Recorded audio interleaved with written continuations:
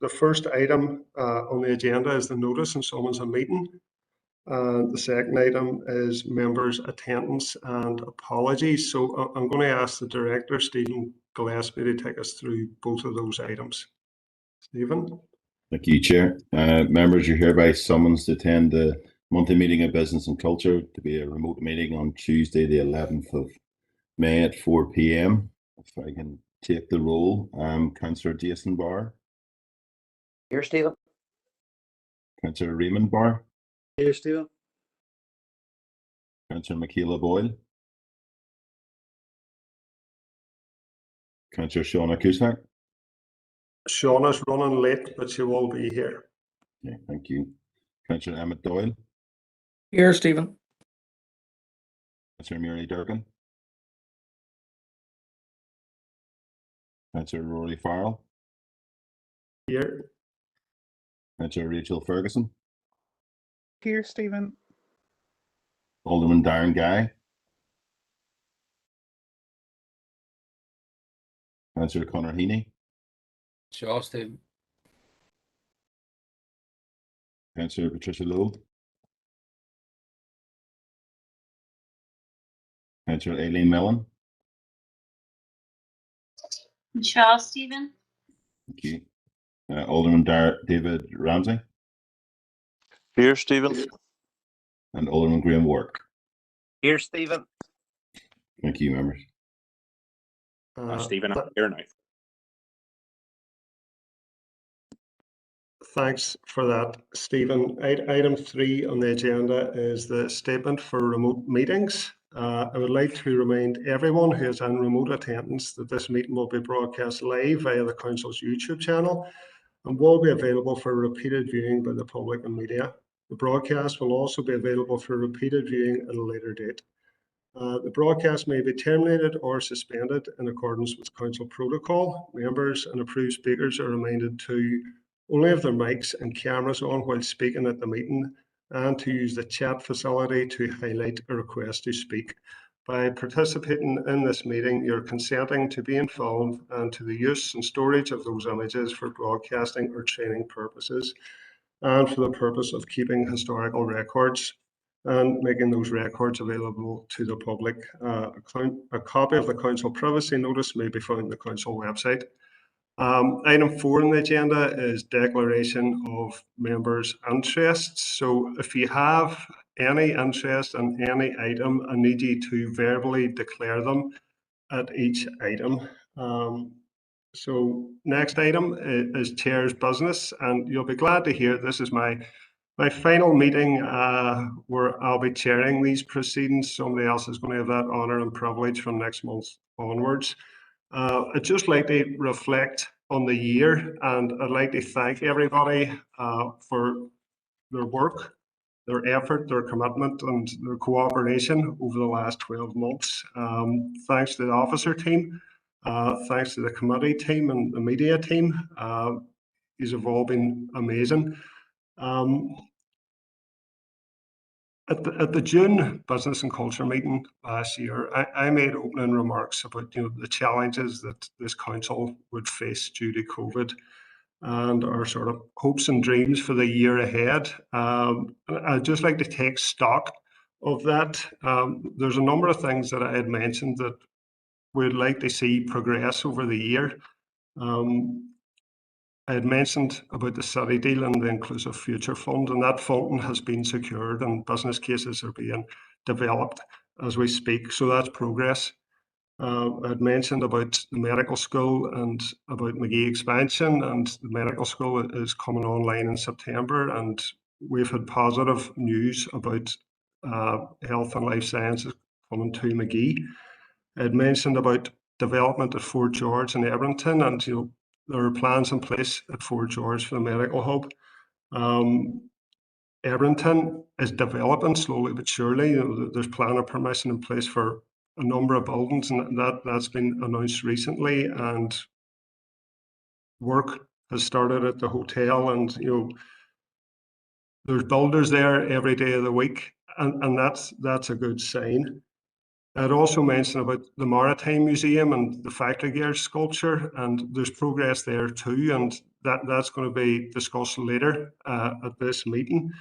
But the one outstanding action that I had raised at that initial meeting was about Invest NI's performance in the Northwest. We have spoken about it a number of times. You know, we've invited Invest NI to come to the committee, and they've come, and they've been open and honest with us. But an outstanding action is members from, or officials from, the economy department to come here to speak about regional balance, about sub-regional targets. We've been asking for this since February of last year, and they still haven't come to see us. And I note in the anti-poverty strategy that's being developed, there's a recommendation in there that Invest NI should have plans and targets in place for geographical inequalities in employment and unemployment. And we've been saying this for quite some time. It's our council's position. So that's the outstanding action. We need to move this on. We need a commitment from the Economy Minister and Invest NI that they're going to operate differently, that they're going to recognise that Derry and Strabane in the Northwest has the highest rates of unemployment and economic inactivity, and there needs to be a targeted approach to fix that once and for all. And I know I raised this at last month's meeting, and Stephen had said that he's going to chase that up to get that meeting in place. But that needs to happen as a matter of urgency. So I would ask Stephen for an update on that, if you could. Chair, just to come in there, we've had no further contact with either the department or Invest NI in relation to our requests. So we have chased it up, but as yet we've had nothing back from them. Okay, Stephen. Shauna, did you want to come in on that? Yes, please. Chair, it was just basically to thank you for all your hard work and commitment this year. I know it's been very, very difficult. Not the easiest thing at all to be sitting at home and trying to chair and manage it. I mean, the Guildhall was an experience for me, and it's sad that you've missed out on that. But just want to thank you for all your hard work, dedication this year. I mean, you've been very, very vocal, very dogmatic, and extremely persistent with regards to McGee and Invest NI. And I really hope that the next chair takes up that mantle and continues on that pathway with forcing through, delivering for Derry and making sure that we're heard. And again, you know, it's unfortunate that you didn't get to sit in the Guildhall, but we got to see your lovely face every month anyway. Thank you. Thank you, Shauna. I didn't expect that. So, Councillor Mellon, would you like to come in? Yeah, thank you, Chair. I suppose it was just again, like others, thank you for your time as Chair of the Business and Culture Committee. I had taken on the role of Vice, but never had to. You were there all the time and consistent, so I just want to thank you for that and being fair within committee as well. It is something that's noted. And again, you know, it has been a hard year for people trying to conduct meetings, and I think the officers have done a great job throughout the period of trying to continue some normality and growth throughout the city and try and keep a wee bit of hope to what the future brings post-COVID. So again, just thank everybody and the team, officers, admin staff, and everyone else alongside yourselves here. So it's... Thanks for that, Aileen. I have one other item that I want to raise in Chair's business, and it's regarding today's announcement about the Ballymurphy inquest. The coroner, Justice Keegan, has confirmed that the 10 people killed by the Parachute Regiment in Belfast in August 1971 were entirely innocent of wrongdoing. I'd like to pay tribute to the Ballymurphy families who have conducted themselves with dignity and determination in the face of adversity. They've spent 50 years campaigning and fighting for truth and justice. So I want to send solidarity from this council and from Derry, because we have our own families, namely the Bloody Sunday families, who have faced a similar battle with the British state, because their loved ones too were murdered in an unjustified and unjustifiable manner. I would like to propose a minute's silence to remember those loved ones who were murdered by the British Army. And I think it's appropriate to remember those people individually. Father Hugh Mullen, innocent. Francis Quinn, innocent. Joan Connolly, innocent. Daniel Taggart, innocent. Noel Phillips, innocent. Joseph Murphy, innocent. Edward Doherty, innocent. Joseph Corr, innocent. John Laverty, innocent. And John McCare, innocent. All innocent, and all now vindicated. So I see that Councillor Barr has seconded that. Thank you, Jason. And I see that Councillor Haney would like to speak on that item. Connor? Okay, Chair, I'll do it briefly. Just totally agree with your sentiments and the minute's silence, which will happen hopefully after I've finished here. But I just echo what you've said in relation to what has happened today for the Ballymurphy families. It has particular significance here in this city. We went through a similar process and in some way and events connected to the incidents that happened in Ballymurphy at that time. So it's a great day for the people of Ballymurphy that they finally been vindicated in that way, and it's to be welcomed. And I certainly echo what is said and that the message that was sent out of solidarity from this council and this city. And forward to the minute's silence. Thank you, Connor. Councillor Barr, Jason, would you like to comment, or are you okay? I'm fine, Chair. It's just to be associated with everything you've said, and condolences to the family. And I'm sure today the families are glad to hear that their loved ones have been declared as innocent by the coroner. So thanks, Chair. Thank you, Councillor Barr. Would anybody else like to speak on this?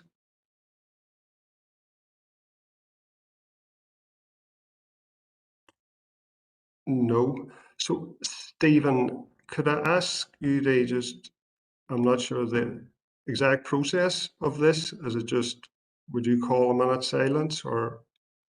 Yeah, I'll so I can time it from now, Chair. That's okay.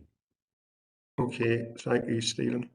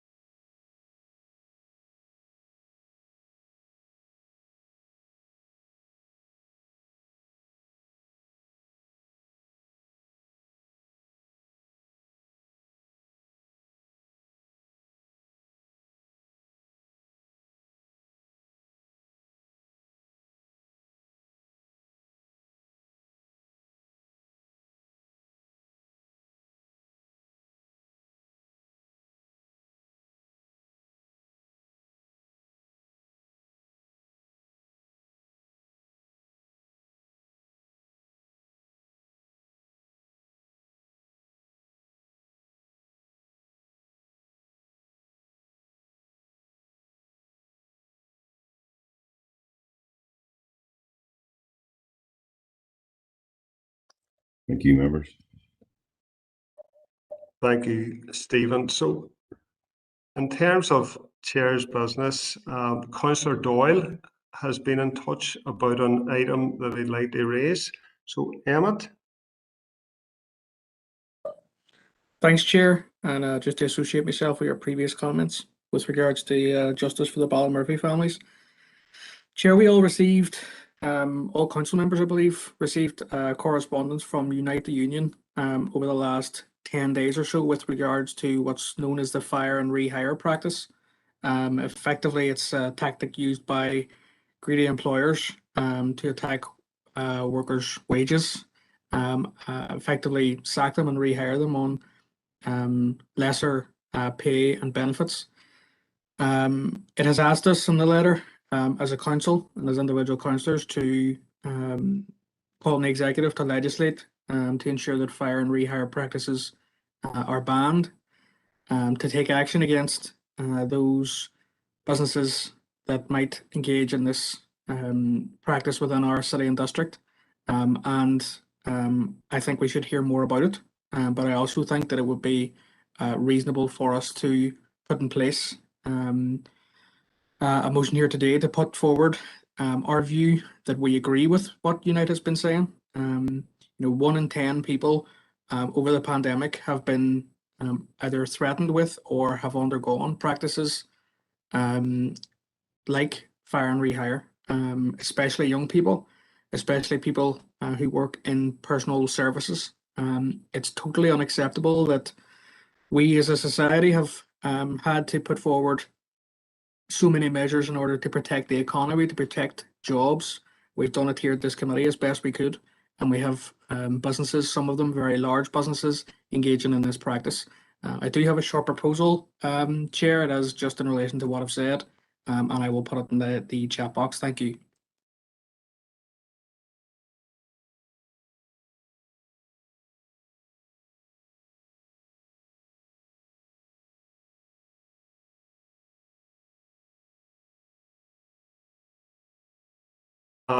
Thanks for that, Councillor Doyle. I see that Councillor Mellon had seconded that in the chat box. Aileen, would you like to speak to that? Yeah, thank you, Chair. I've preempted Councillor Doyle's proposal and I put in the seconded, but I still stand by the second. Just to associate myself with Councillor Doyle's comments, we spoke about, albeit different levels of justice, but this is a social justice issue and people's rights to fair employment. And I think anyone who tries to find any loopholes to undermine people's rights and any source of employment, be it a large company or a small one, that it should be challenged and then loopholes should be closed. People have a right to whatever benefits it comes to working and time served within their workplaces. And that's why they're there. It's why they were created. And they were there for the people who are working day in, day out, often the people who are serving us in many different sectors. So I stand by them today, and our party stands by them for equal and fair opportunities when it comes to their employment. So I'm happy to second, Chair.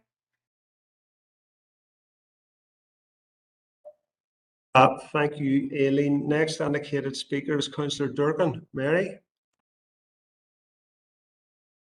It's just to support this proposal and to thank Councillor Doyle for bringing it. Very happy the SDLP to support the Unite's campaign specifically on the fire and rehire practices. I think this might be an appropriate time too to just pay tribute to the officers and council for the recent Social Justice and Workers' Rights Week.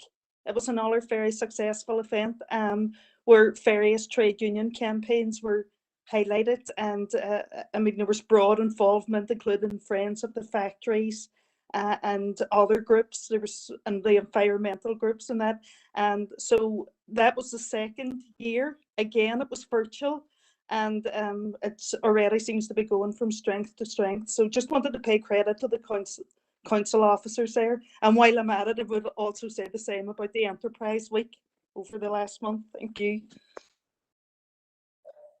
Thanks, Mary. Next indicated speaker is Councillor Barr. Jason?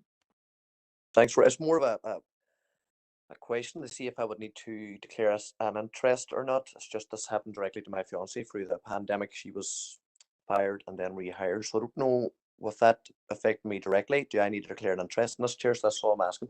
Thank you. Stephen, thoughts?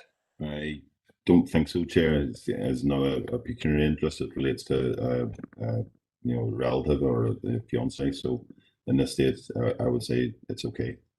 Perfect. Okay. Thank you. Thanks for that guidance, Stephen. Next indicated speaker is Alderman Ramsey. David.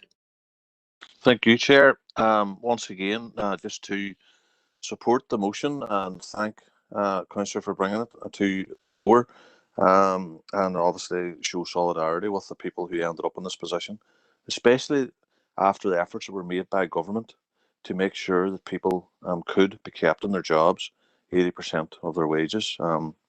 It's really a very, very bad way of treating people and treating our working community. So DUP support this motion, and thank you very much for bringing us forward. Thank you, David. So Alderman Guy, Doran.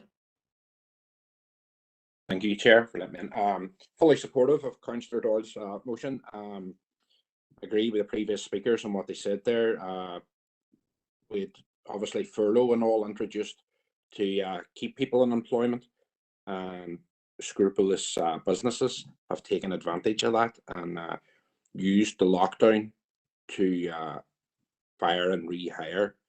It's not good. It's basically keeps wages low as well, and it's something that everyone should be against. So fully supportive of it. Thank you, Chair. And Chair, just when I'm here, thank you for the chairing the meetings the whole year there. I know it's not an easy job, and you've done a very good job of it. So congratulations and well done. Thanks for that vote of confidence, Darren. And final indicated speaker is Councillor Ferguson. Rachel.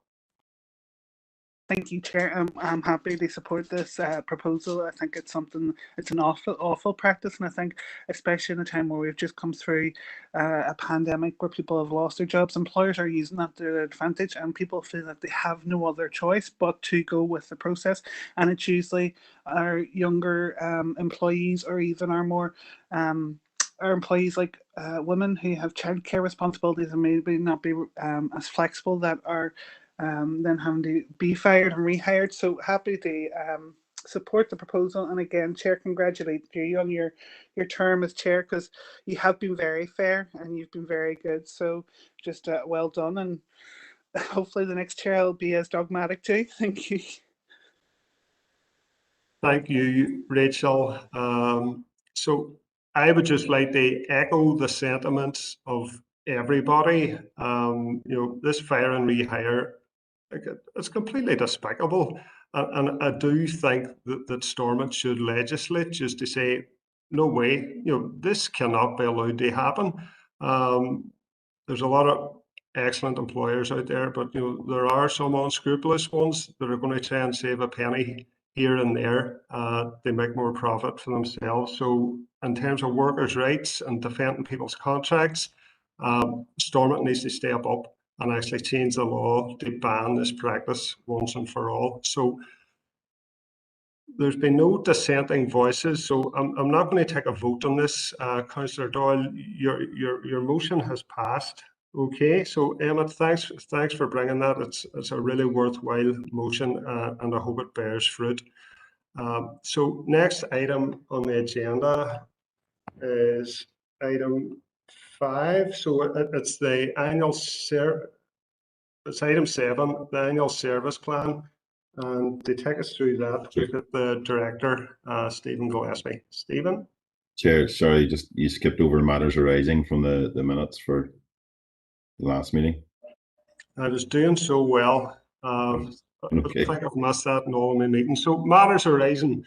So accuracy has already been dealt with at full council. So has anybody, right, so Alderman Hussey, you'd like to raise BC 77. Derek? Thank you, Chair. And like others, I'm not a member of committee, but I've appreciated your style and method of chairing meetings. I thought for a moment there you were going to try and stop me from coming into matters arising, but we're here anyway.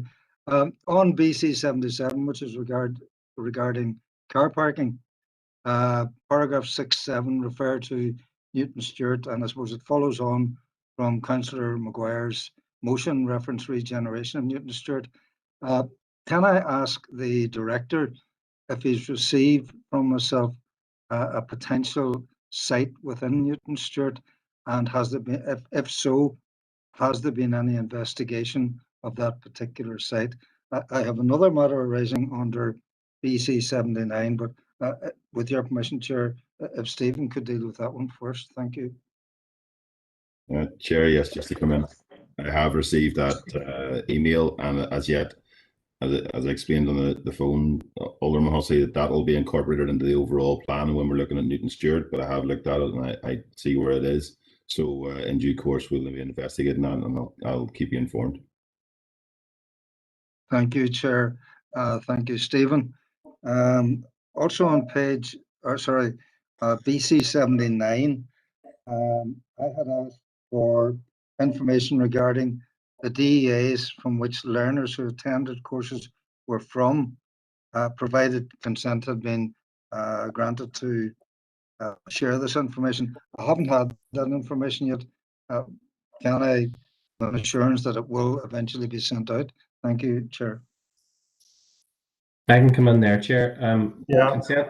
We, as part of our agreement, we don't have consent for the ESF from the ESF providers. They haven't, as part of GDPR, they would have had to have done that at the very beginning. So we don't have a.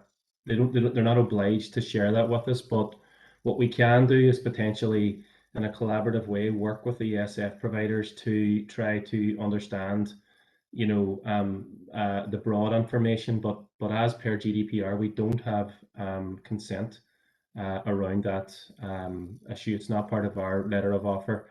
It would have had to been part of the ESF letter of offer, and it wasn't. I appreciate that, Chair. So we don't even have access to actual numbers. I'm not, obviously not like. Oh yeah, we've access to all the numbers, but we don't.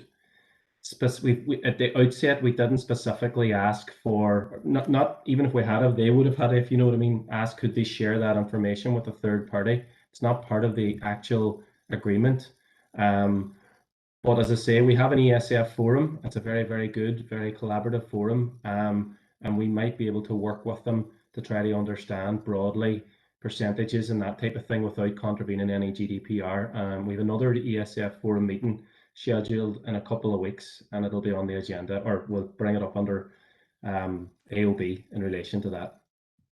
Thank you, Chair. Appreciate that reply from Kevin. I understand the situation, but maybe it's something that we can keep in mind going forward to realise the impact across the entire district council area and to exemplify that as we go forward. Thank you, Chair. Thank you, Kevin. Thank you, Derek, and thanks, Kevin. So next indicated speaker is Councillor Doyle on item 69. Emmett.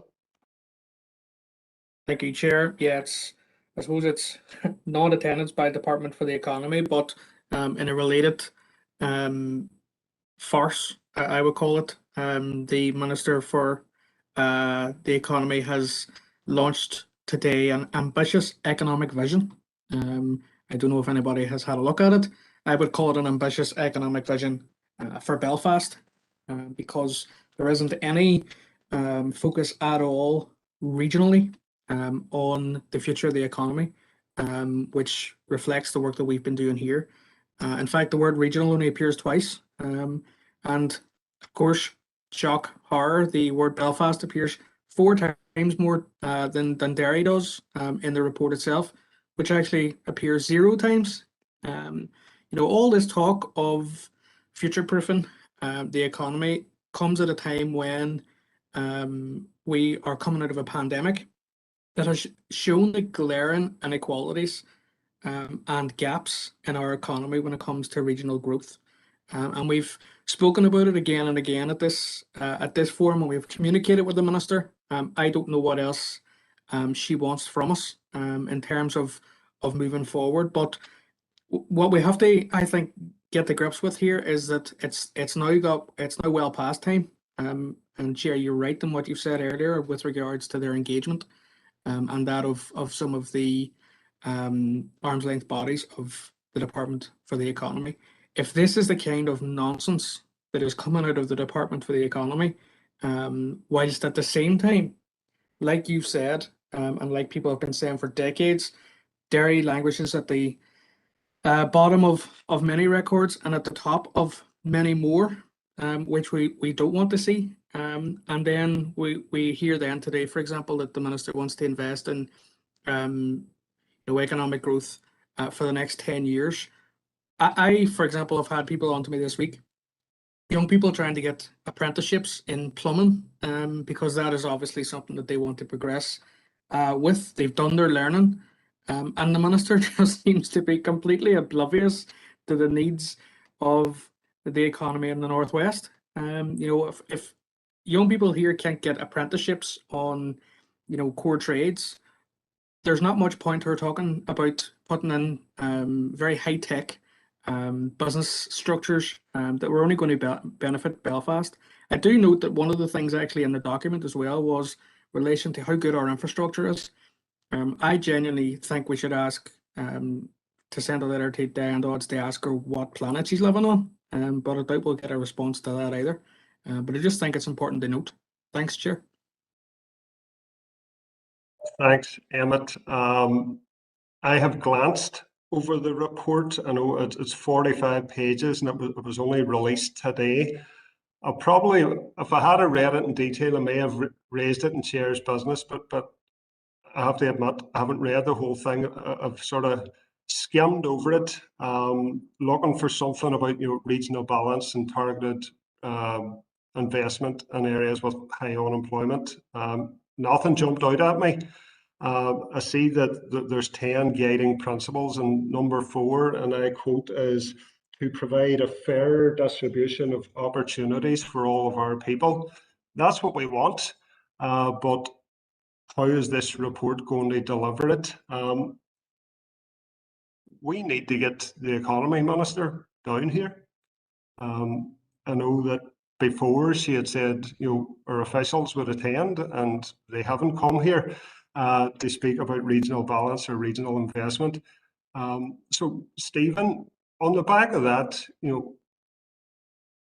can you, instead of inviting officials, invite the minister? I know we've invited her back in February last year, and she said she would make officials available.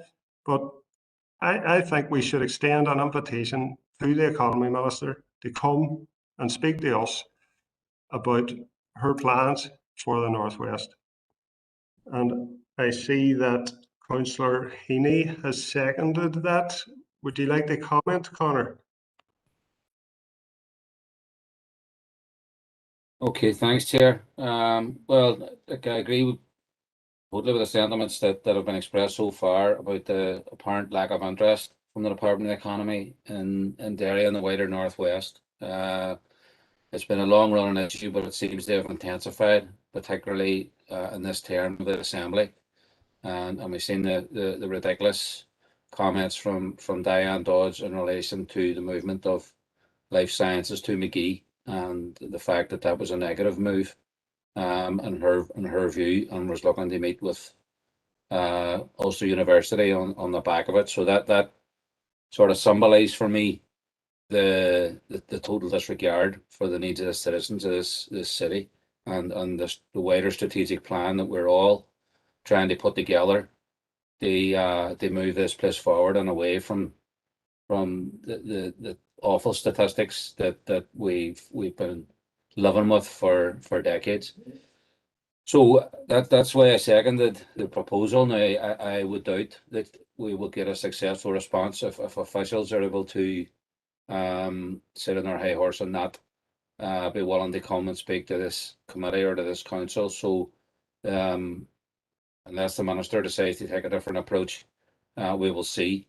But I agree that we need to go to the policy maker in this scenario rather than the people who are implementing the policy. So that's the reason why I think it's the right approach. They ask the minister to come here and explain herself in relation to the neglect that has been going on, certainly under her tutelage as Minister for the Economy. Thanks for that, Connor. Alderman Ramsey, David? Thank you. Thank you, Chair. Just well, at the end of the day, well done, Councillor Doyle, for getting time to get through all that there in the last few hours. and there's no doubt about it. Everyone supports trying to get the minister down, but you know, seem to be very short memories on what the economy department have been doing for the past 12 months. Saved God only knows how many jobs to start with. The economy has struggled, and we just heard the chair, Councillor Farrell, very good the way he put forward about what has been happening even during the pandemic, the positives that have came out, and you know, and I have to put my hands up to Councillor Farrell and thank him for his you know, determination. I mean, every meeting he brought up about McGee, and you know, that's important, and that's the kind of leadership that is needed. And thank you for that, Rory. But you know, unfortunately, Councillor Doyle kind of, you know, he put a real sort of dampener in the whole meeting today, because you know, he's just had an attack on Minister Dodds, who, let's face it, her department have been so overwhelmed with work, saving businesses and saving lives, saving jobs, and I haven't the time yet to myself to go through the plan and see if I feel there's weaknesses in it for the Northwest. I like Councillor Farrell will be one of the first people coming forward to you know, and our party have been very forthright in the Northwest about invest Northern Ireland, and we have supported Councillor Farrell and his job as chair, and really having a go at them, because it is shocking, and we agree. But I'm just disappointed, it just seems you know, it's just an attack on the minister. Haven't even read it. We need time to see this. We need time to look into this. And yes, let's get the minister down if we possibly can, or representatives, and let's challenge them if we're not happy. It's as simple as that. Thank you. Thanks for those kind words, David. Councillor Doyle, Emmett. Thanks, Chair. Sorry to have brought a downer apparently to the meeting, for asking for jobs and opportunities for our citizens that we serve. But alas, something tells me if David is disappointed in me, the people I serve won't be. Look, I agree with what you're saying. And I agree with the proposal in terms of requesting that the minister come down. You know, we respected what you're saying, Chair, and you've done it in fairness right throughout my time in this committee the right way. We've been respectful. We have sought at every opportunity to indulge a minister, to involve her in conversations, but it has now got to the point where I think she is genuinely going out of her way to ignore what elected members are saying, and that moves us into a different sphere in my mind. And I'd like to quote something, Chair, if you permit me. The Ministerial Code of Conduct referred to above is as follows, and one of them is point 2, be accountable to users of services, the community, and through the Assembly for the activities within their responsibilities, their stewardship of public funds, and the extent to which key performance targets and objectives have been met.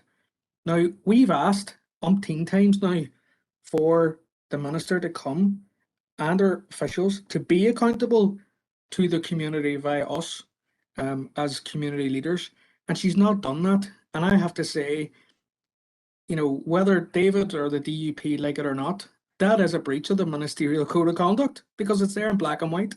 And I would say what I would like to see, if we're going to send a letter to the minister, is to put her on notice that that is very much the case. That, you know, whether other members agree with me or not is a different scenario, but she is in breach of the Ministerial Code of Conduct. It wouldn't happen anywhere else. And in fairness to other ministers from other parties, you know, when there's issues come up and we raise them, they are accountable to us at different varying levels on different issues. But at this point now, I think after a year, Chair, of your stewardship of this committee, it would be remiss of anybody to say that we haven't consistently raised this and I would like to see that included in any correspondence that goes forward from here, Chair. Thank you. Just to clarify,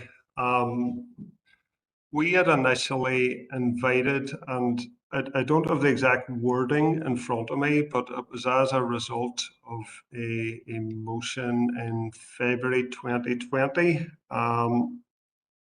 We invited an official from the Economy Department, preferably the Minister, to come to this council to speak about regional balance, etc., etc. We did invite the Minister. I think she responded in September last year, stating that she had instructed officials to attend. They did attend to speak about the skills agenda.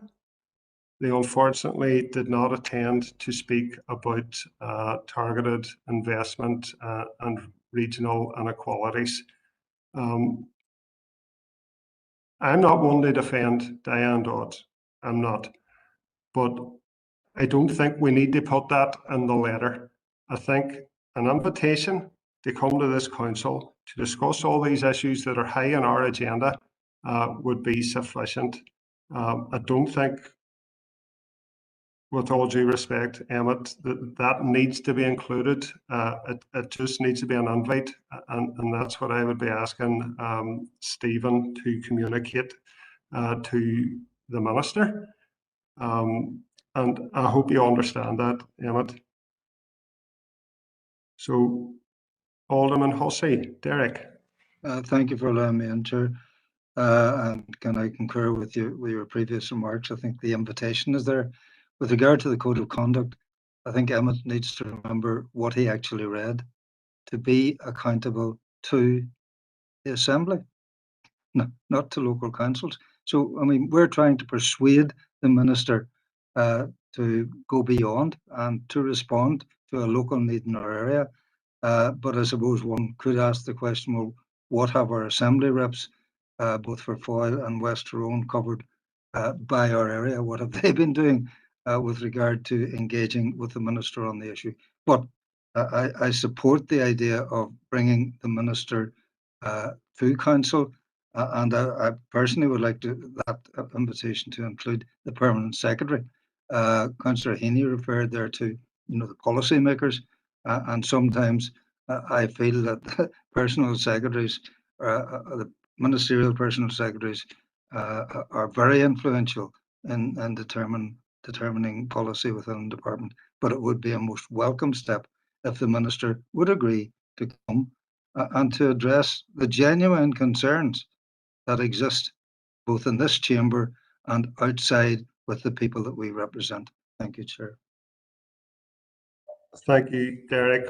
We have no further indicated speakers, and I didn't note any dissent there. I know that Alderman Ramsey had defended the department, but David, you didn't speak against the proposal. You were all for, as far as I'm aware, inviting the Minister. So does anybody disagree with inviting the Minister to this council? No. So I take it that is unanimous, Stephen. So if we could follow that up with the private office to say that the Minister is cordially invited to this council to discuss the issue of regional balance, targeted investment. And I think it was 2 months ago, we had a motion calling for sub-regional targets for investor visits, wage levels, economic inactivity, etc. So that needs to be on the agenda. So I would be hopeful that the Minister can attend. So are there any further items that anybody wishes to raise from the minutes of the previous meeting? If not, we'll move on to the open for decision. No further indicated speakers. So agenda item 7 is the annual service plan, and to go through that we have Stephen Gillespie. So Stephen. Thank you, Chair. Thank you, members. Members, I don't intend to go through all the detail that's in there in terms of the service plan.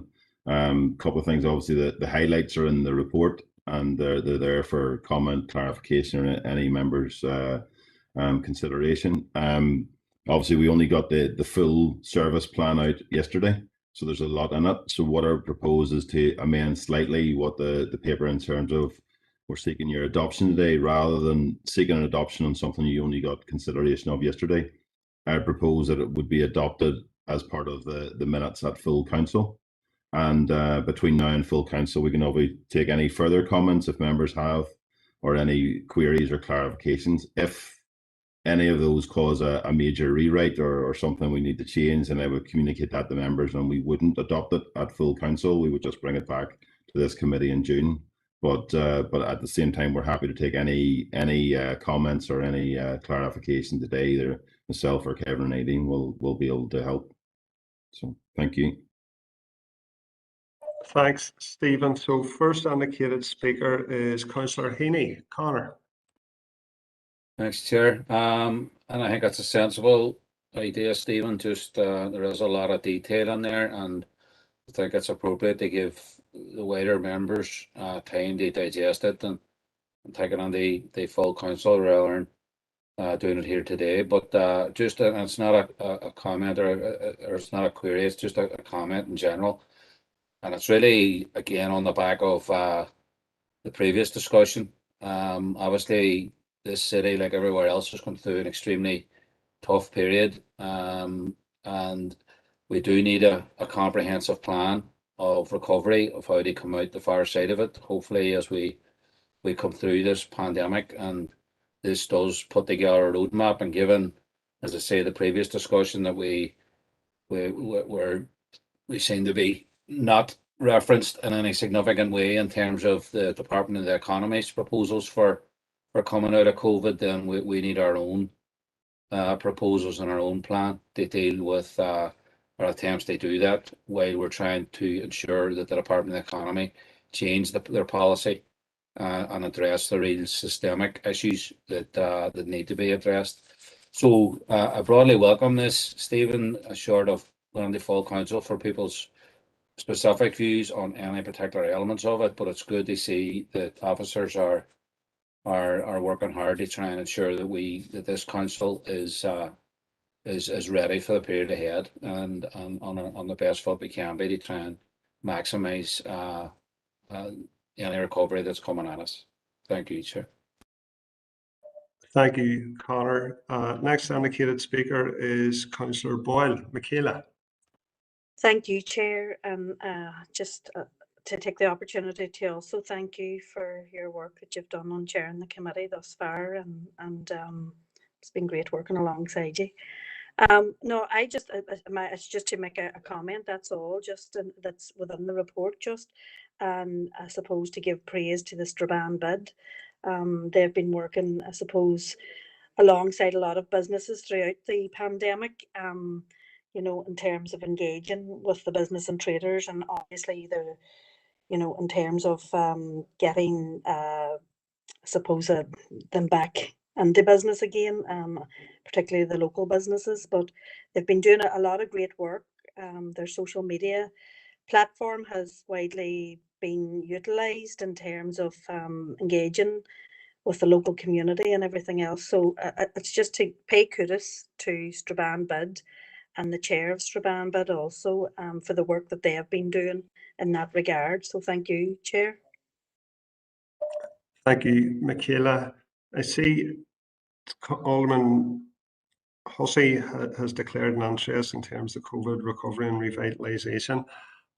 Stephen, in terms of this item, the recommendation is that members are asked to adopt the attached service plan.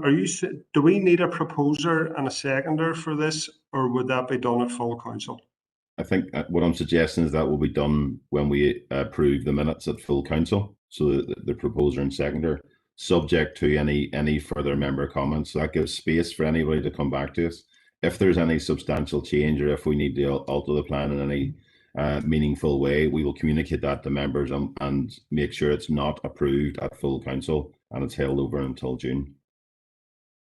So just for my own benefit, do we need a proposer and seconder now, or are we saying at full council? At full council would be the Right. process then, yeah. Right, okay. So I see Emmett and Connor have proposed and seconded. You can do that at full council, I think. So the next item is item 8, and it's the update on Clipper. So positive news here. So we've got the head of culture, Aideen, to take us through this item. Thank you, Chair. Hopefully it'll be positive news. The purpose of this report is to update you members regarding plans for the restart of the suspended Clipper 1920 race and to outline proposals for what will be hopefully the Foyle Maritime Festival in 2022. So members, you'll be aware that we have a contract with Clipper Ventures that we signed in 2019 to be a host board partner for the Clipper race, the 1920 Clipper race. And as you'll know, the race was due to stop over at the Foyle Maritime Festival in summer 2020. The previous Foyle Maritime Festivals have been exceptionally successful for us. 2018 saw almost 11,000 attendees and 2 million into the local economy. So, but needless to say, things didn't go as planned for 2020, and the race was suspended in March 2020 in the Philippines. And obviously then, as the Foyle Maritime Festival itself was cancelled, Clipper Ventures had proposed that they would restart their race in August 21, which would have been this August, and complete the 3 outstanding legs by January 2022, which would have meant the race would have come to the city to complete the race and stop over in January 22. However, they have revised those plans in light of the emerging, how the wider global community is responding to COVID-19, and they have taken the decision that they will delay the restart of the race until February 22. So this new schedule means that the race would come to the city for what we will hope will be a Foyle Maritime Festival in 2022. That will be summer of 22. We're not sure of the exact dates yet, but you're looking at July, August time, similar time frame to what we would have had before. So obviously, as we had looked at the possibility of a January stopover, but now that the race has reverted back to dates, it would see the race come here for summer for Foyle Maritime Festival, where we've reverted to, I suppose, a more traditional proposal, and we're working on an 11-day proposal. So this is very similar to the proposal that we would have put to you members, and we would have agreed for summer 2020. It's looking at then a final 5 days of the stopover, where we would have, a very much an enhanced experience along the quay, but the overall festival would run for 11 days. This would increase opportunities for local businesses. We know that there was considerable appetite within the private sector to independently programme events as the boats arrive, and that our own focus then would be on the last 5 days. As you know, we previously proposed for summer 2020 the facilitation of a full road closure.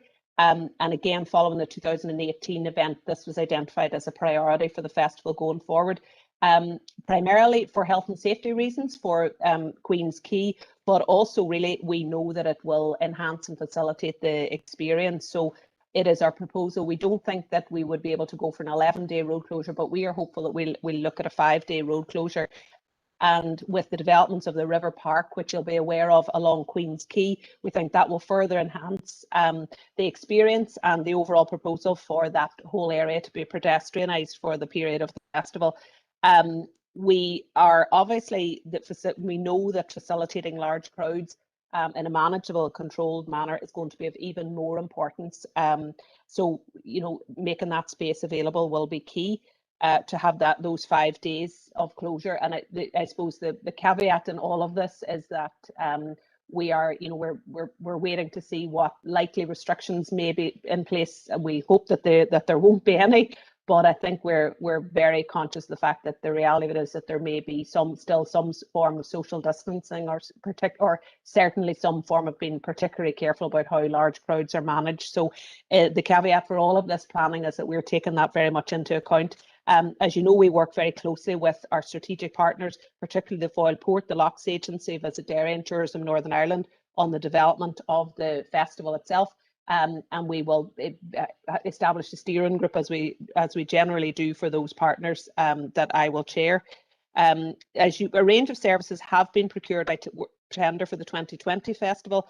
And following the postponement of the festival, successful tenders were devised that their tender submissions would be honoured when the festival was able to return. But following the impact of COVID-19 on businesses in the event sector, we are planning an immediate audit of all the tenders that had been appointed to gauge the feasibility of each company to deliver the same tender. And we'll do this obviously with the procurement officer. Although a budget had been agreed for the delivery of the 2020 event, we are conscious that there are a number of external factors that may significantly impact on the estimated expenditure, particularly income for the delivery of what would effectively be the same 2020 proposal programme and format in 2022. So we are requesting that time to assess and revise the budget, and that we will bring back a further more detailed report to members of this committee. It should be noted that we intend to utilise the annual major events budget which allocated under the rates process for the delivery of the event. But again, we'll bring back full details of that to a future paper of this committee. So a further recommendation, a further report, as I said, detailing proposals and budget for the Foyle Maritime Festival in 2022 will be brought to this committee at a later date. But we're asked at this stage members to approve the setting of dates subject to the rate route and discussions with Clipper Ventures for the hosting of the Clipper Race and the delivery of the Foyle Maritime Festival in July 2022. Thanks for that, Aideen. All very positive. Clipper, it's synonymous with Derry, and the buzz and the excitement that it creates along the quay. It's just a fantastic experience. And it's obviously, an opportunity to broadcast our majestic Foyle and beautiful city on a global stage. So there's a few issues that need to be ironed out, but I hope it's plain sailing between now and July 22. So first indicated speaker is Councillor Haney. Connor.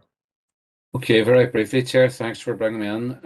It's again, obviously, just they welcome this. It's really good news. It sounds like a really positive message to the city and beyond about us maybe returning to some form of normality in the time ahead, and hopefully the return of the Maritime Festival alongside of it. And if indeed there are any restrictions that will still be in place around that period, I'll be hopeful that officers and the public will work within them, given that this is a largely outdoor festival, an outdoor event, that it could be managed in such a way. So again, just to comment and welcome it, and hope it all goes well as we hope. Are you proposing that, Connor? No, there's no proposal in there, Chair. Just welcoming the plan that's been outlaid. Do you want to propose it? We need a proposer. Sorry, Chair, I'm not clear what you're asking me to propose. The item, what? Oh, sorry, yes, I'm happy to propose it, yes, sorry. Okay. All right, cheers, Connor, thanks for that. Next indicated speaker is Alderman Guy. Darren. Thank you, Chair, for letting me in, and thanks to Aideen for the report. It's obviously great news that the Clipper Festival will be returning during the summer. I don't think anybody sort of fancied it midwinter when the dates were announced there a few months ago, but great news. But look, I'm going to put my taxi head on now and talk about the closure of Queen's Quay.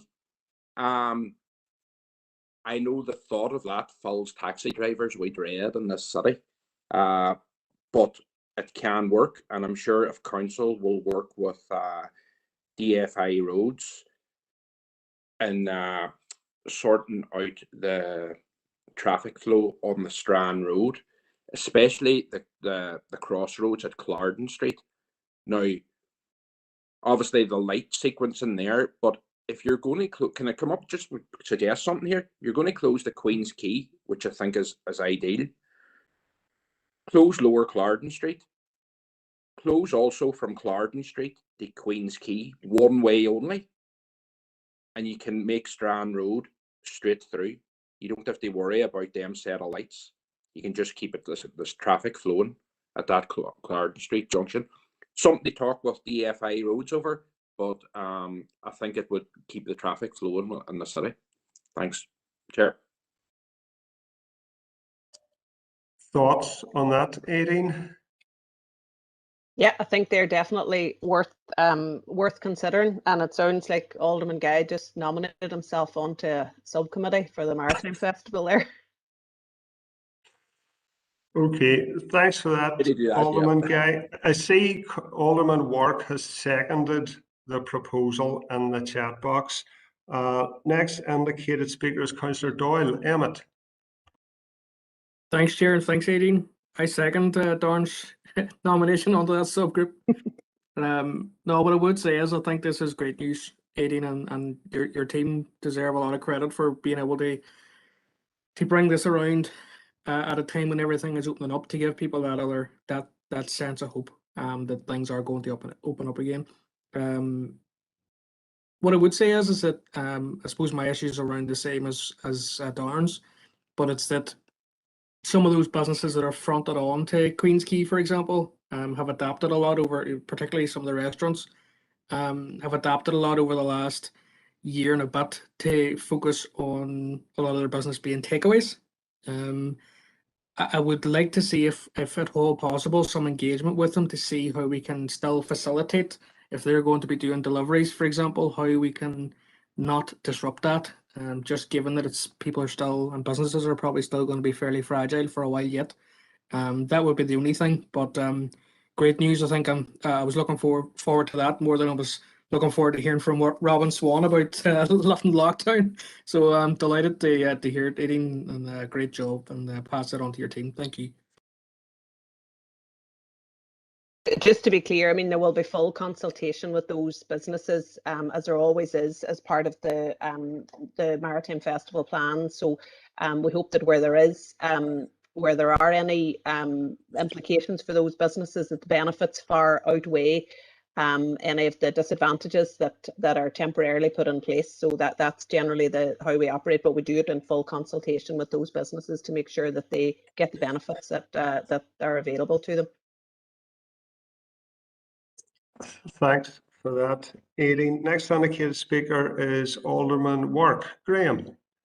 Thank you, Chair, and absolutely outstanding news. You know, I'm super excited when it comes to clubber events, and for the first clubber event ever to come to the city, it completely changed this city. It opened the city up, so it did. And I remember reading an article about the yacht cruise. Their biggest enjoyment in the whole clubber series was coming to the city of Derry, where they went to New York. There could have been hundreds of people watching, and then sailed up to Canada. But once it came on up that Knockfoyle under the river, there's thousands of people here, and the buzz it gives the city. But it's such amazing news now for obviously next July, and fingers crossed it all goes well. But I really do want to wish the hard work of the business culture team there. You are doing an outstanding job, and I know we Clipper Adventures, it's going to happen, because it was obviously hoping it was going to happen for January, but now the summer comes along.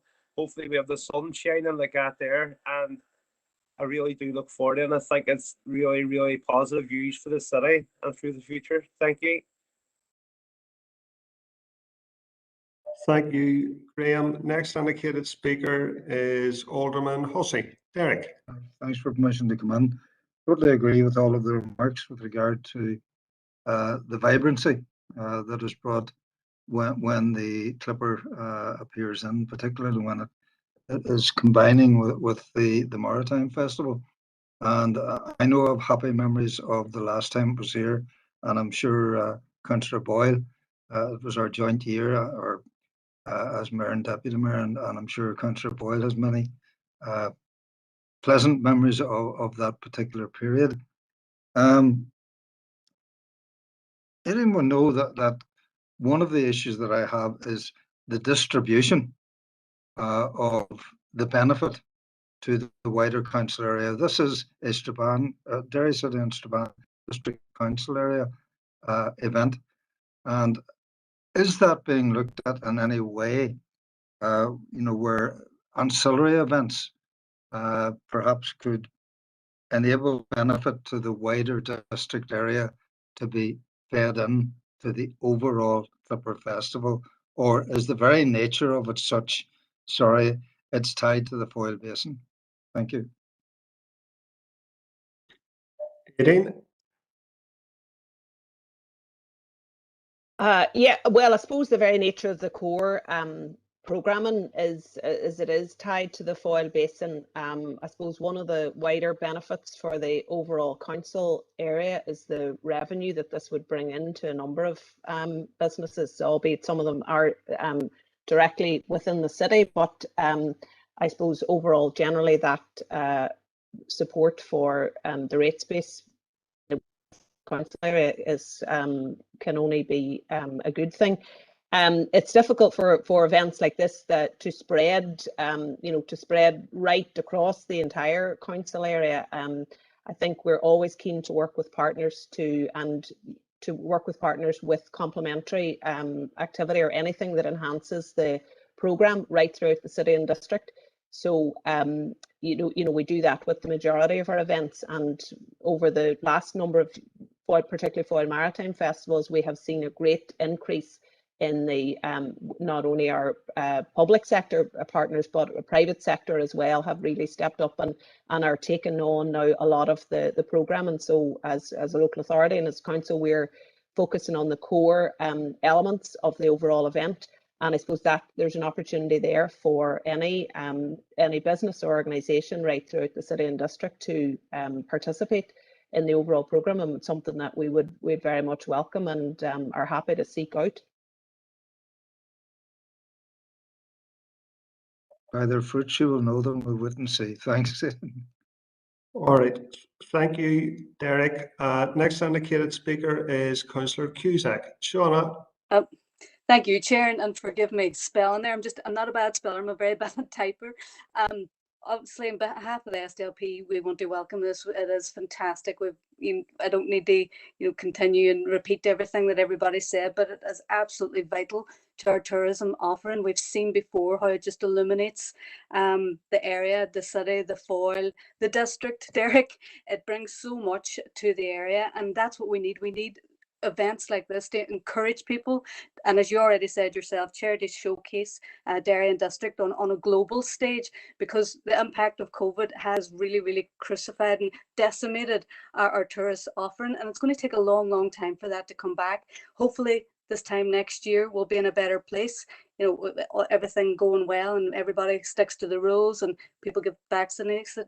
That just be an ideal situation, but we won't be able to run before we can walk, so we've got to take caution with this. So I understand the officers have done a great deal of work, and we can't heap enough praise on them for that, but obviously proceed with caution and really looking forward to it. Thank you.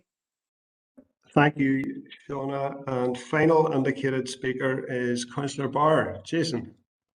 Thank you, Chair. I'm just wondering, maybe can any of the boats come on up the moor and maybe up in the Derry? No, I'm only joking, Chair. Just want to say it's great that that's coming back again. I've always attended in Derry when it's been up, and it's always a great event. It's good to see the many crowds that attended from all over the district. So, no, looking forward to attending again in 2022, and well done to the officers for getting the ball rolling on it. So, look forward to it. Thank you. Thank you, Jason. If I could come back in there, Chair, I should have mentioned that we have in the past done a raft journey all the way from Castledairg into the city for the Maritime Festival, which we would be happy to look again. And I'm guessing that I have now a couple of volunteers from Alderman Hussey and Councillor Barr to participate in that journey if we can get it organised. I think it was an 8-hour journey by raft, so we'd be glad to look at that with our partner, the Locks Agency. But I know we had to, I think some of our elected members participated in it previously, so I'll gladly take volunteers there. Yes, Aidan, I'll be happy. Chair, that I'll was second. exactly the sort of thing I was talking about. Well, now we have a crew, we can look at that. There will be a raft of nominations for that. Well, just to say, Chair, I have a fear of water, so I'll not be partaking. Chair, Okay, I have already done that, and to be honest, never again. Noted. Okay, so that's all very positive. So agenda item 9 is the Harbour Square redevelopment, and we've got Aidan to take us through that as well. Yeah, so thank you, Chair. Members, the purpose of this report is to update you with regards to the Harbour Square redevelopment project and to seek your approval to proceed with the appointment of the preferred integrated consultancy or ICT supplier selected through competitive procurement.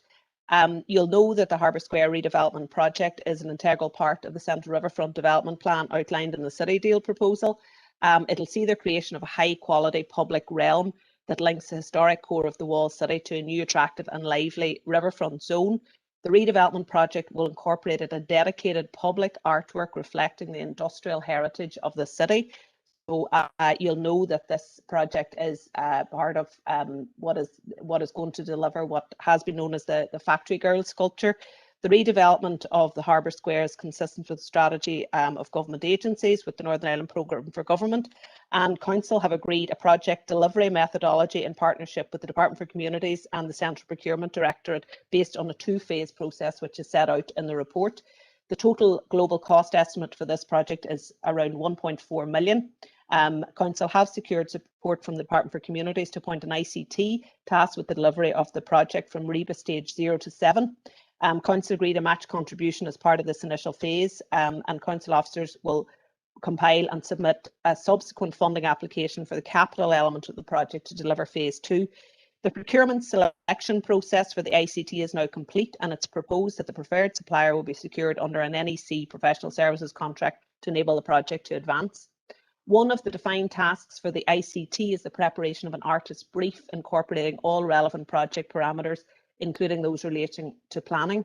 The artist selection process will begin with an expression of interest through a publicly advertised competition from which a restricted list of artists will be determined on an assessment of relevant experience and expertise criteria.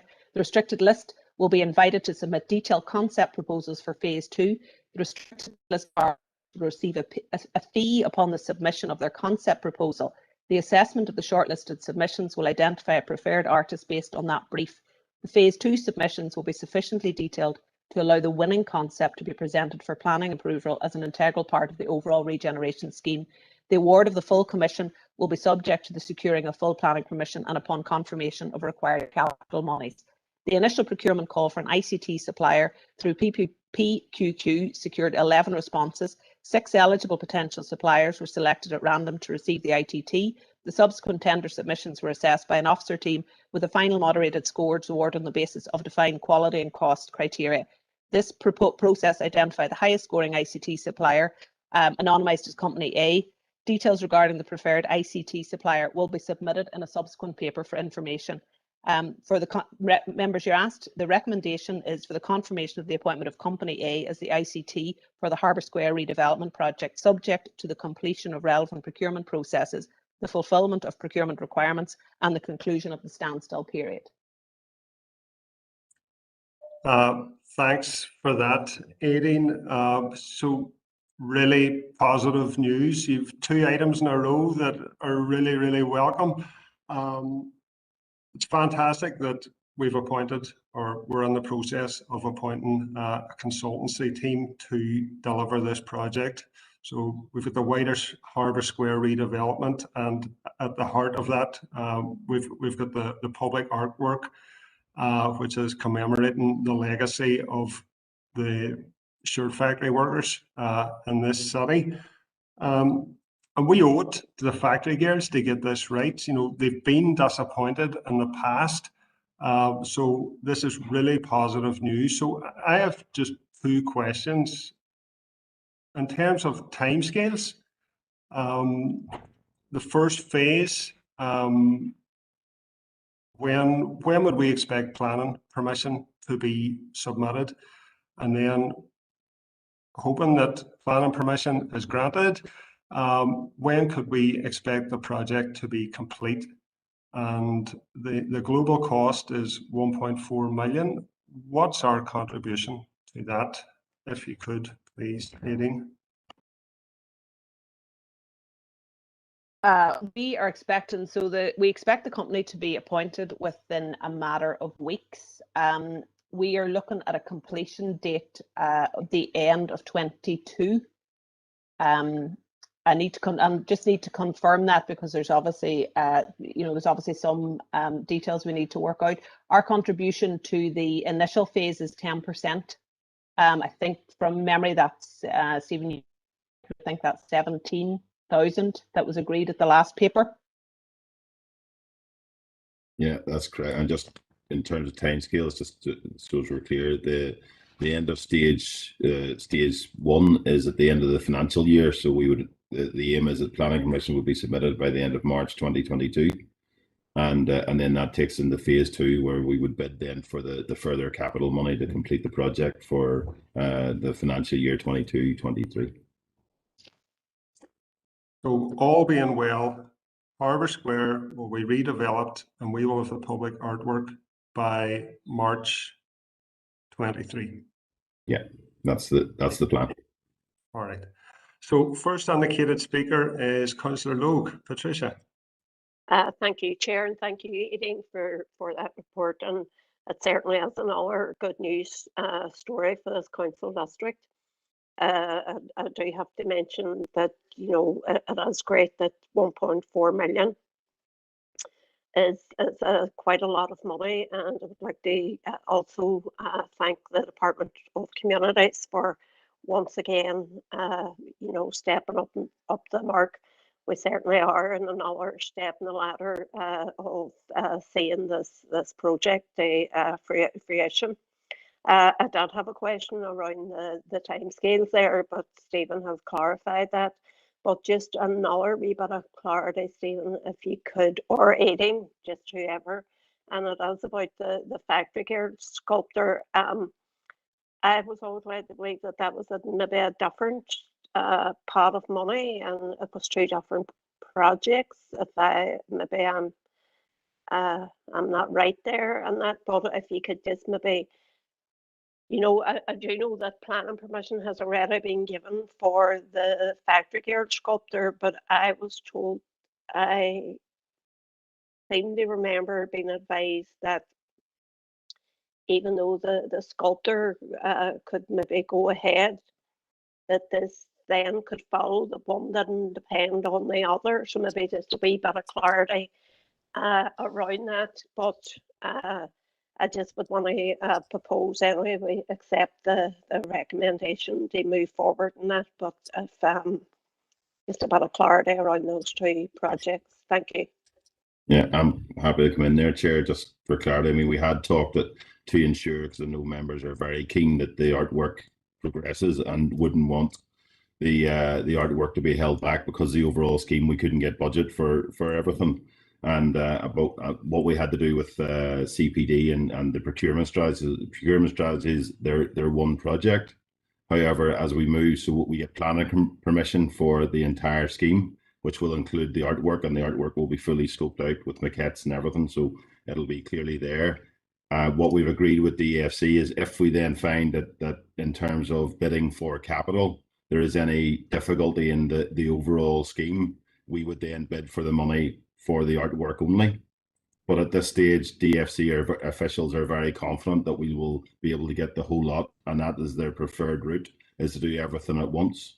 Because it means you put the artwork within an overall regeneration project, as opposed to the artwork going in and then potentially afterwards the kind of public realm bit would have to follow. So the preferred route is all of it, but we can, if we have to, pull that out. But officials are very confident, without obviously giving us any cast iron guarantees, that we will be progressing with the entire scheme post March 2022, subject to planning. Appreciate that, Stephen. Thank you very much. And Chair, if you just please would indulge me with another question. I know at a previous meeting, Aileen, I did mention about the engagement with the the factory girls, and I was just wondering, like, this is another piece of progress on that project. So has there been any engagement, or is there any planned engagement? Thank you. Yeah, Stephen, do you want to answer that? Yeah, I've spoken to the kind of main spokesperson, if you want, for the factory girls. I mean, obviously it would have been better if we could have had a proper meeting and brought people and updated them, but we have kept that contact and we have emailed them out, and I've said we will continue to keep that contact going throughout this process, because it will be important as we move into the actual, once the artist is appointed, or the group of artists, and they will have to consult and etc. on the proposal. So all of that contact will continue throughout this process. Okay, thanks for that, Patricia, and thank you, Stephen. So next indicated speaker is Councillor Doyle.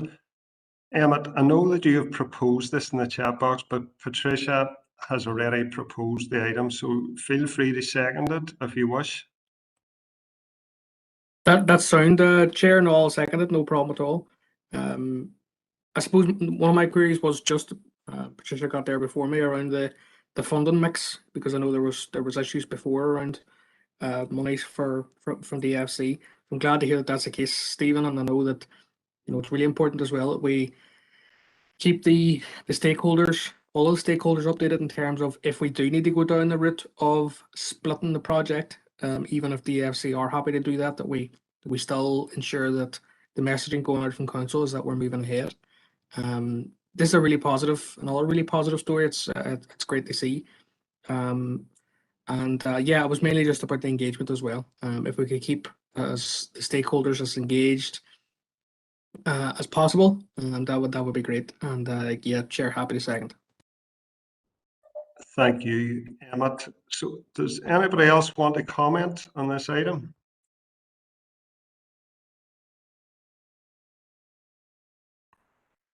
Okay, so that was proposed by Councillor Logan, seconded by Councillor Doyle. Next item on the agenda is agenda item 10, and that is the update report on plans for the Centenary of Northern Ireland. And we've got Aideen again to present this item. Aideen? Yeah, so thank you, Chair. Members, the purpose of this report is to update you on the plans for the Centenary of Northern Ireland. As you know, this year is the 100th anniversary of the formation of Northern Ireland, which was created as a separate legal entity on the 3rd of May 1921 under the Government of Ireland Act 1920, following the partition of Ireland. You'll be aware that the Northern Ireland Office have set up a Centenary Forum and Centenary Historical Advisory Panel to help shape a programme of events to mark the centenary. The Historical Advisory Panel are set up to provide expert insight on historical facts and themes, encouraging wider engagement with and reflection on our shared history. Details of these groups are found. There's a link in the report to those groups. Northern Ireland Office have advised that the approach to the centenary is based on two themes: reflecting the past and building for the future. They announced a funded shared history fund, which was to be delivered with the National Lottery Heritage Fund late last year. In the Republic of Ireland's Decade of Centenaries Initiative 2012 to 2023 is led by the Commemorations Unit of the Department of Tourism, Culture, Arts, Gaeltacht, Sports and Media, with an amount of money available to each local authority under the community strand of the 2021 Decade of Centenaries programme. You'll recall, members, a previous update to this committee with background on the overall programme and the proposal in line with recent years. During the Decade of Centenaries, the Council allocated funding towards a small grant aid programme with an overall proposed budget of 20,000 to fund relevant activity or events during 2021, and we've extended that up until the end of the financial year, to the end of March 2022. Shared History Fund, you'll be aware, was administered by the National Lottery Heritage Fund, where they distributed a total of £1 million in grants between 3,000 and 100,000, in line with the principles for remembering set out in the New Decade New Approach Agreement. The fund closed on the 15th of January. You'll be aware that there was an application from the museums team within Council for up to £100,000 for digitisation of relevant archives and collections. This grant aid application was ultimately unsuccessful. 39 projects have received grants from 4,200 to 94,600. Full details of that are in an appendix to the report, and also full details of the successful projects within this council area are contained within the report as well. In awarding the grants, the National Other Heritage Fund prioritised organisations which demonstrated how they were inclusive of different audiences in line with the principles of remembering. They developed this set of principles in line with the Community Relations Council. Donegal County Council has successfully applied for €58,000 for 8 projects under the community strand of the 2021 Centenaries programme in the Republic of Ireland. There are a number of projects of work to take place within Donegal County Council, details of which are set out in the report. As you'll be aware, members, this council invited applications for our grant aid programme in March, and the availability was obviously 20,000, which allowed for 10 applications to be supported in full. It's community focused, aimed at enabling local groups to play their part in developing an event or initiative to mark the events of 1921-22. So we had a total of 17 applicants received. The remaining 16 were assessed, and 10 organisations were awarded in full, with one partial award of £1,000 to another. Be aware, members, that these awards were approved at this committee in April with our wider grant aid funds. And there's a whole host of events that have been successful. In order for those events to be able to be collated in one place, we've created a web page on the derrystrabane.com website /centenary, which enables any organisation that has received grant aid or has an event relating to the centenary to put their details there, and are obviously also available, as it is with any events within the city and district, our What's On guide. You'll also be aware that the large part of the activity for this year that the Maritime Museum led on was the exhibition Dividing Ireland, the Origins, Impact and Legacy of Partition. That has had an extensive run unfortunately, only virtually this year. There's considerable interest in this exhibition travelling now to other local authorities, and obviously in its digital format, the accessibility for the wider audience is incredible for that. It's still available on the Tower Museum's collections.com website, a link available in the report. Museum Service have also been working with Hollywell Trust on a community engagement project, Borderland, a Changing and Physical Landscape, which will form the basis of an exhibition to be held in the Alley Theatre. And the launch date of that will hopefully be this July, this summer. Museum Service will also partner with Monaghan County Council and Donegal County Council on the Bordering Realities project that includes a number of other partners and funded by the Department for Tourism, Culture, Arts and Gaelic Sports and Media in the Republic of Ireland through the Creative Ireland Commemorations Project. Full details of that are contained in the report. I won't go through them in detail at this stage. The Northern Ireland office, as you know, have advised that the approach to the centenary is reflecting the past and building the future. It's important to note the focus of activity and the subject of the majority of the activity in this report is on reflecting the past, but the NIO are expected to give further details on the building for the future element of the programme, which is understood to include an NI economic showcase in London later in the year. The extent of any council involvement in this is unclear, but it would be expected that a separate and specific reports will be brought to this committee when they're required, and most likely led on by our business and investment teams. The NIO have also indicated they will be directly running a cultural programme and have been in touch with councils with a view to scheduling meetings to provide an update on this. It is expected officers will attend these and will share information as appropriate with members and partners. The Northern Ireland office have also been in touch with details of an art project that involves offering up to £4,000 to each council to commission an artist community group or group of young artists local to the area to create and develop a cultural piece of work, piece of art, or the development of community space that reflects the unique community of each council area. The project is not required to have a centenary narrative, but instead should capture a moment in time for the community. The NIO have agreed that they're content that council would put the competition out to up to 4 projects at £1,000 each in the council area.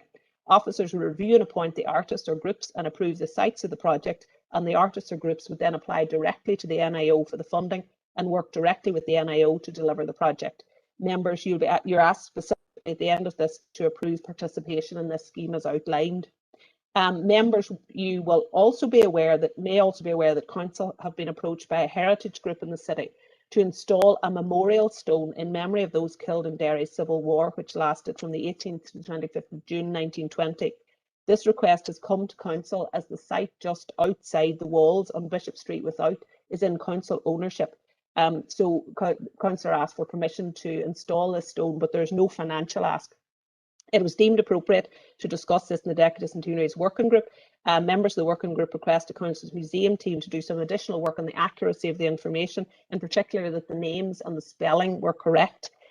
Council team has ascertained as far as they can, based on their research, that the details are correct, but the only definite way to do this is by some public promotion, asking for the public to confirm and request further details. The working group also requested details in consultation with local residents. So the Heritage Group are happy to do both the public request for further information and accuracy on the names, and also to carry out consultation with residents, but they'd prefer to do this with the provisional permission from Council, subject to these being carried out. So it's recommended that members approve the erection of the stone subject to these provisions. It's expected following the working group assessment and the public promotion and resident engagement, this will be screened out for a full equality impact assessment. Members' budget is available within the existing museum service programme and provided through the Good Relations Action Plan. And the detail of this report has been screened, and following this been screened out for full equality impact assessment, largely due to the pre-existing and incorporating mitigation measures in place. Members, you should note the content of the report on the current council plans for the Centenary of Northern Ireland and approve granting permission for the installation of the memorial stone, subject to the conditions outlined in the report. You're also asked to approve the participation in the art project as outlined in the report being run by the Northern Ireland office as part of marking the Centenary of Northern Ireland.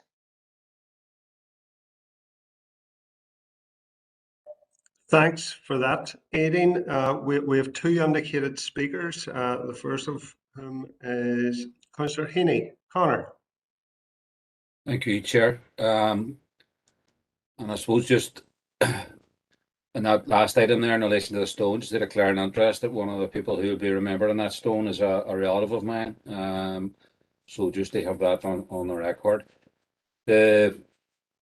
Obviously our party have tried to come at this particular centenary with a degree of sensitivity, and whereas many of the people that I and our party would represent probably wouldn't be overly interested in resourcing things to celebrate the marking of partition. I know there are other communities who would, and that we wouldn't in any way stand in the way of communities that do want to do that, and that's the approach that we've taken in the working group and the approach that we tend to take here today. I suppose just one question on some of this that I didn't raise this in the working group because I wasn't aware of it, but there is a proposal for an apprentice boys wall, and I just wanted to ask, do we know where that has been located, just in case it's on council property or other government property that could cause some controversy, and I hope that could be avoided. So thanks, Chair. Aideen, do you want to come on that? Is that the award, is that the centennial wall that the Siege Museum have received money for, or is that is that the one you're referring to, Councillor Haney? It was raised with me, Aideen. If we can't get it narrowed down here now, like it's not a major issue. It's one I just want to flag up, and we can come back to it because I don't have it in front of me either. So I'm not aware of it, unless it's the only thing that would be that possibly is that in the report is the Shared History Fund award recipient. So we've detailed those, and it's just see the Siege Museum. Their project is an NI 100 Centennial wall. I'm happy to pick. I'm not aware of it, but I'm happy to look into it if you want to send me details. Okay, that's great. Thank you. Quick question, Councillor Haney. Are you proposing this item? I wasn't intending to propose it, Chair, but okay, I'll go on to the next speaker. That's fine. Next indicated speaker is Councillor Doyle. Emmett. Thanks, Chair, and thanks, Aideen. I know there's a lot of work going into this, particularly through the Centenary Working Group as well. I don't have an issue with the vast majority of what's come out here, because we've had sensitive discussions and adult discussions around how we progress this. I have no problem in terms of 5.1, but I do have an issue in 5.2, and I have to be upfront and honest about it. Our approach to the celebrations, if that's what people want to call them, with regards to partition have been that we didn't want to get in the way of communities who did want to market. That having been said, our corporate position as council is that we wouldn't almost do anything that would overstep the mark in terms of actually getting involved. And that's been the same right throughout all of the decade of centenary events. And I am concerned that both this and the previous item that we discussed around this in terms of community orchards and how that's going to go forward doesn't necessarily sit well with me in terms of what our council position is.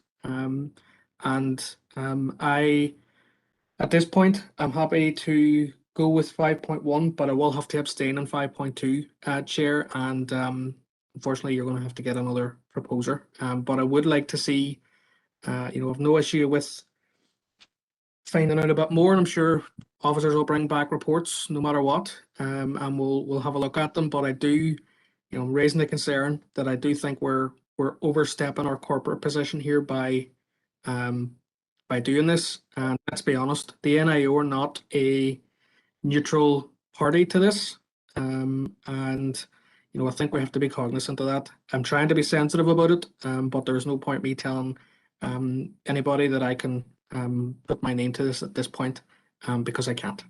Thanks, Chair. Thank you, Councillor Doyle. Next indicated speaker is Alderman Gay. Doran. Thank you, Chair, for letting me in. Look, I'll declare an interest, I suppose, as a member, and just go back and what Councillor Haney says there. I don't think it's actually a centenary. I don't think it's actually a wall. It's just what they've actually called their project for the centenary. So I don't think there's anything to worry about there, as in they're building anything or anything like that there. As what Councillor Doyle was saying there, I was sort of thinking to myself at half the time that, is there going to be any point in anybody applying for anything in this centenary?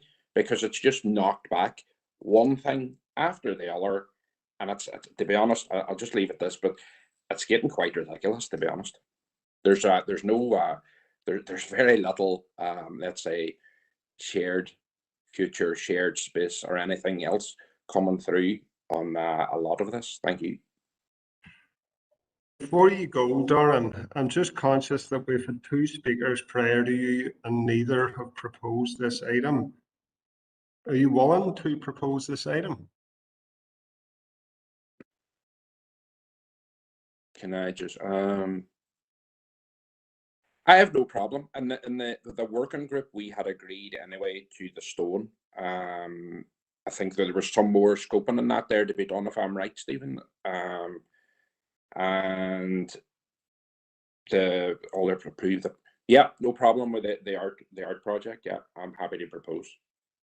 Thank you, Alderman Guy. Next indicated speaker is Alderman Hussey. Derek. Thank you, Chair. And it's just an observation with regard to the memorial stone. I don't have an issue with that, as Councillor Guy has said there. From a party perspective, I think it's commemorating fatalities across the community and across ages, and no problem with that. Although I imagine that the exact wording on the stone, the names, okay, they're going on, but the exact wording on the stone would be available to council before full approval would be given on that.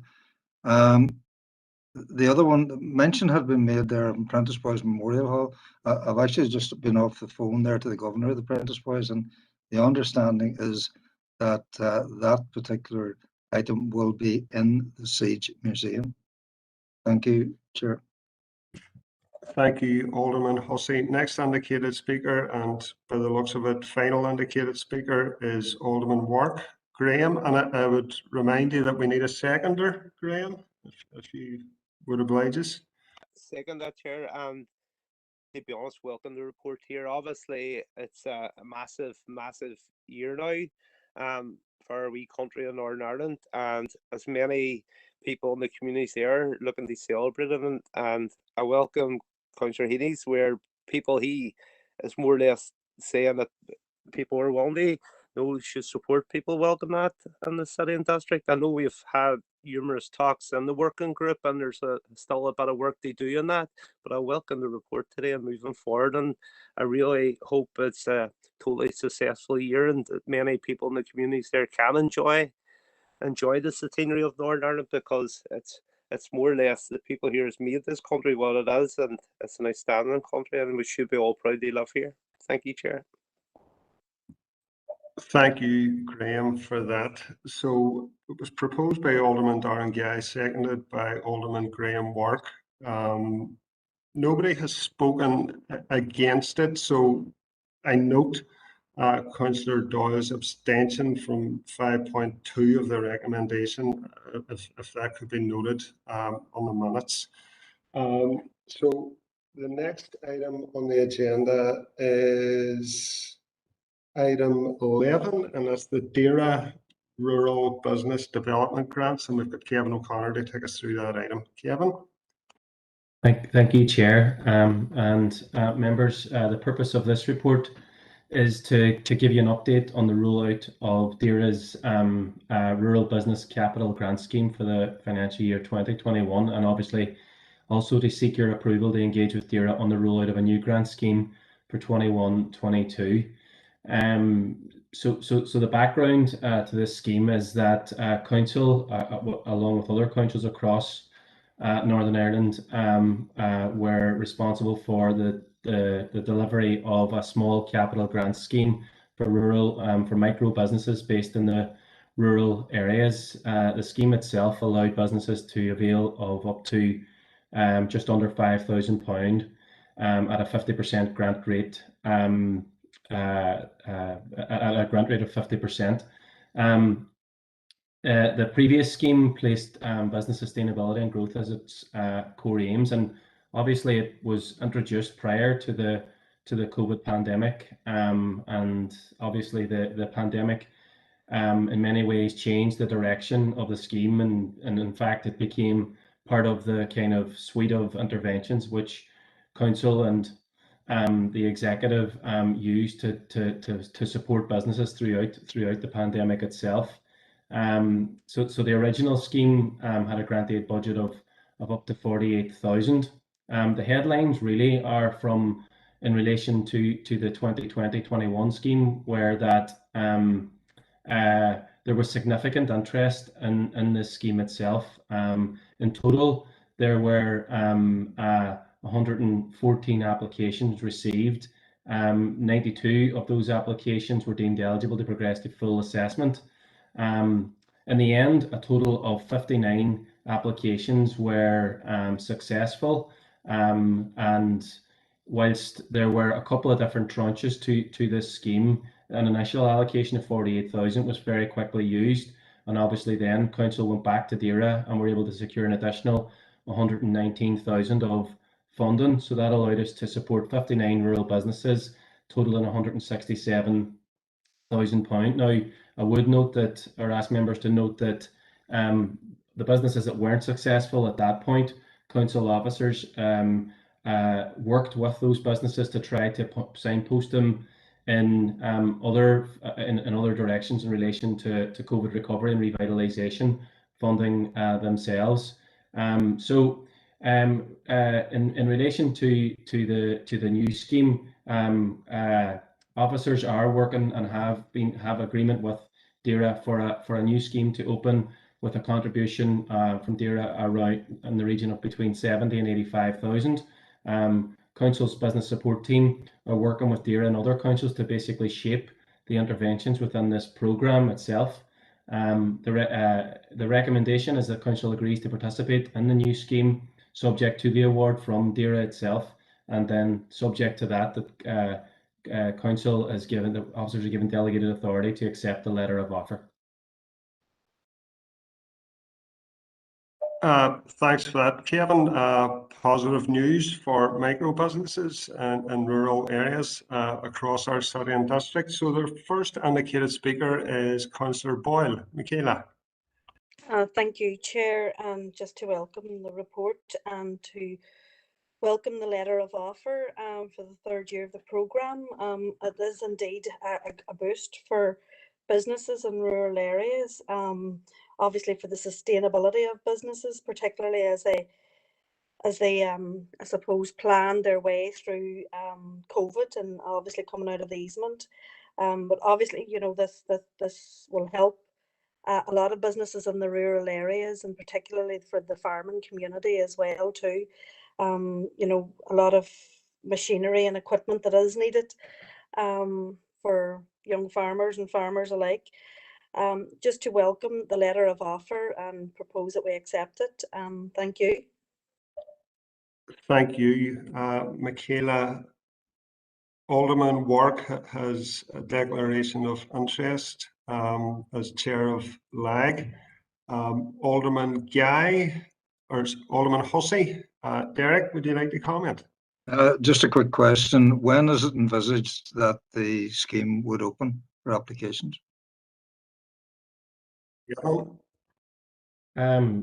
Subject to the signing of the letter of offer, it's hoped that it could open mid to late June. Councillor Alderman Hussey, and just to note, don't need to declare an interest in relation to the LAG. This is a separate funding stream and not administered via the LAG. Thanks for that clarity, Kevin. So that item is proposed by Councillor Boyle. We don't have a, Michaela wants on again, but I need a seconder. But I'll let Councillor Boyle comment again briefly, and if somebody can pluck up the courage to second this item, Councillor Doyle, thank you very much. Michaela. Sorry, it was just in 3.3. There a wee bit of a typo just. It said in December 21, Council issued letters of offer. Just, I'm sure we're that good, Councillor Boyle, that we're able to work ahead of time. Well done, Kevin. Yeah, note that. So that is open for decision finish for today, and it would be remiss of me not to mention this milestone today. It's Councillor Raymond Barr's birthday. If we had been in the chamber, we could have given him some cake, but we can't do that in this virtual format. So in terms of open for information, if anybody would like to indicate that they would like to raise an item, I personally would like to raise item 14, which is DNA, Derry North Atlantic, the Maritime Museum proposal. Fantastic news that the funding is now agreed and in place. And I would appreciate from Aideen if you could give us a flavour of what happens next.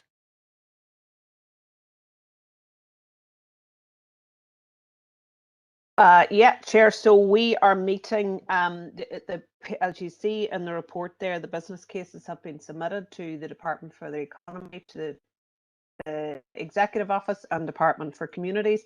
We are meeting this week with the funders, and we are to restart the board meetings. So we are hopeful that we will get an indication this week. I suppose we hope that all the departments will confirm the timescales for the turnaround on the business case, and we are hoping to start work in the autumn on that.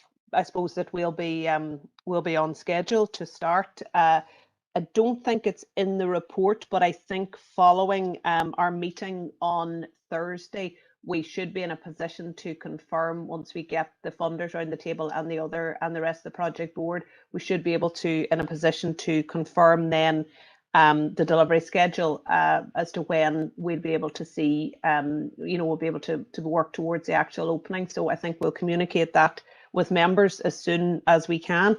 But so far, we're confident it's all good news. But I think we're just trying to get that project, the schedule together, and we'll do that this week. That's brilliant. All very positive. Aileen, you're the bearer of good news on 3 occasions today, so that's great. So item 13, we've got Councillor Cusack and Councillor Doyle would like to raise an issue with item 13. So Councillor Cusack, Shauna? Thank you, Chair. This one before Stephen or Kevin or whoever be best versed in it. It's just some information around the application process for the COVID Recovery Revitalisation grant. I was approached there recently from somebody who's gone through the application process. Stephen, you may already be aware of this, but it's just to get that information out there.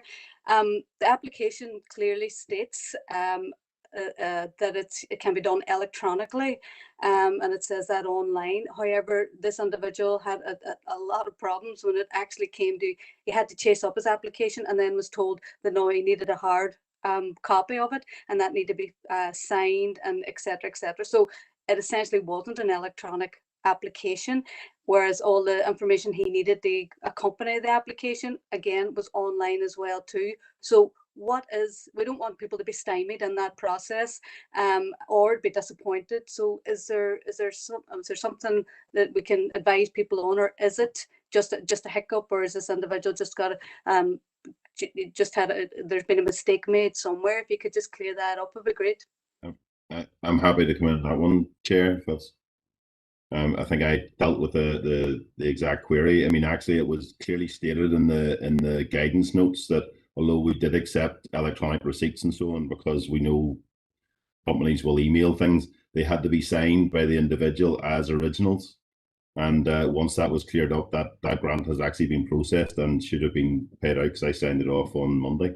So so there's no issue, and all the other applicants clearly understood that. So there was just a mistake in the guidance, or the understanding of the guidance, that yes, certainly we accept electronic bank statements, electronic books, that's the way of the world, but they had to be printed off and signed off, and that's an audit requirement that we couldn't change. And that had been clearly communicated to all the applicants. So all the other businesses were compliant with that, and the business understood when I communicated back. I just come back there. So essentially, it's not completely fully electronic, which is what I'm trying to get to, because obviously people don't have printers the way they would have had before. It's not necessary. Is there another way of getting around that, having to print off and sign? Because it really does.